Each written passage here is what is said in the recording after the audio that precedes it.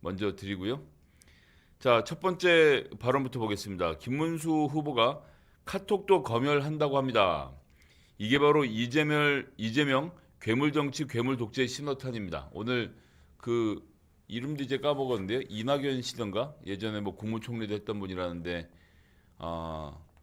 호남의 적자임을 하다가 계엄 내란을 옹호하는 수구 세력들의 발밑에 들어가서 뭐라도 해보려고 하는 그분이 이 말을 오늘 많이 쓰던데요. 괴물 정치, 괴물 독재. 오늘 김문수 후보도 되게 여러 차례 강조했고요. 여튼 이러면서 카톡 얘기를 했습니다. 자, 아시는 것처럼 이재명 후보가 당대표 재직 시절에 그런 얘기 했었죠. 카카오톡이 가짜 뉴스의 성역이냐. 가짜 뉴스는 민주주의의 적이다라고 말했는데 민주당은 어떠한 카톡도 검열할 수 있는 권한이 없습니다. 그럼 그 권한은 누가 가질까요? 어떤 가짜 뉴스가 배포되고 나면 그 배포된 원전 출처를 찾아가야 되겠죠. 그런데 요즘은 주로 카카오톡 등이 혹은 게시판, 기사 이런 데 여러 경로를 통해서 이런 가짜 뉴스들이 퍼져나갑니다. 유튜브도 말할 게 없고요. 그러면 그 발언으로 피해를 본 사람이 경찰에 신고를 하면, 즉 민주당도 가짜 뉴스라고 판단이 되면 경찰에 신고를 하죠. 그럼 경찰이 어떻게 할까요? 그 해당 뉴스를 추적해 들어갑니다.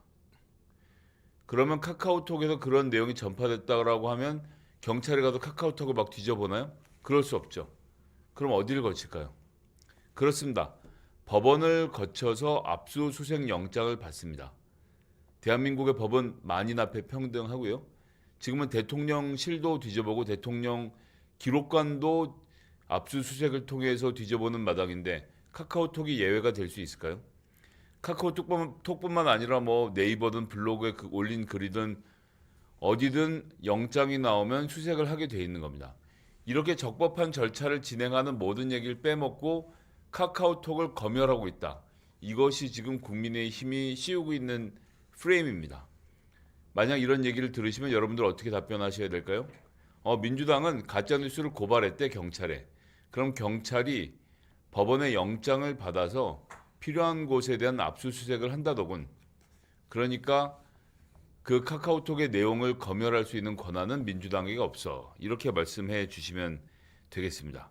이런 가짜뉴스를 퍼뜨리는 거는 김문수 후보님 부끄러워하셔야 됩니다. 자, 두 번째, 김문수 후보 공직선거법 개정 관련돼서 김문수 후보가 이렇게 말했습니다. 공직선거법상 허위사실 유포죄 이런 건 아예 행위 자체를 없애버려요. 이렇게 법을 고쳐가지고 내가 지은 죄는 아예 죄목 자체를 없애버리는 이라고 이야기를 했습니다.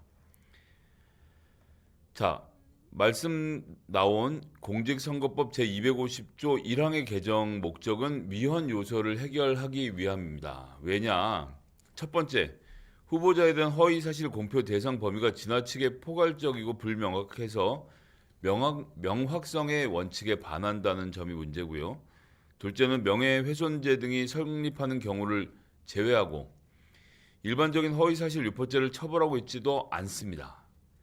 선거와 관련해서만 이를 처벌할 뿐만 아니라 법정형의 인신구속까지 가능하게 처벌 규정을 강하게 두고 있는데 벌금 100만 원 이상이면 선거가 무효가 되죠. 이런 걸 고려했을 때는 양형이 과다하는 것도 저희가 생각해 보면 정치적 표현의 자유가 또 선거 기간에 중요하지 않습니까? 이런 과잉 금지 원칙에도 위반이 되는 경우라고 보셔야 되겠습니다.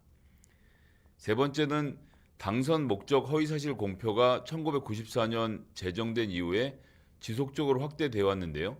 2000년에 행위가 추가가 된 겁니다. 그런데 행위는 다른 개념에 비해서 출생지, 예를 들어서 내가 서울에서 태어났는데 경상도에서 당선될 목적으로 저 경상도에서 태어났습니다. 출생이 경상도입니다. 라고 말하는 건 여전히 처벌을 받게 될 것이고요. 그 다음에 있는 가족이 없다고 하거나 없는 가족이 있다고 하거나 예를 들어서 전두환 씨 아들이 출마를 하면서 내 아버지는 전두환이 아니다.